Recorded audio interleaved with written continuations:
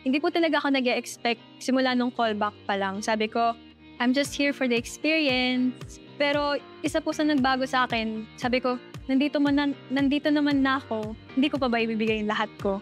I guess it's for knowing myself more, na marami pa pala akong ibubuga, marami pa pala akong ma-explore na genres, marami pa akong mabibuild na friendship sa loob ng Flash journey ko. Top 4 po, no? Woo!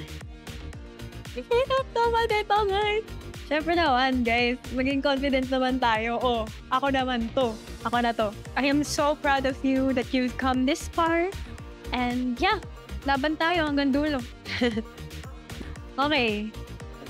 Alfred, may mga notes siya na sobrang head tone, which is masakit na sa tenga. Angel D, aminado naman ako na magaling talaga siya. May mga pyesa siya na pamatay din talaga. Pero minsan, ang focus niya kasi is sobra na sa rock.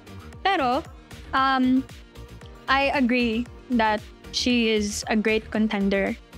Fourth, Kevin. Sobrang powerful ng boses niya. Minsan nag-oversing. Okay.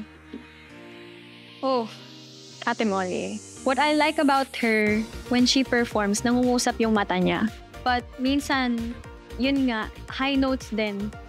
Iba na yung range na naririnig namin. It's like, parang range ng bata. Yun nga, parang matining.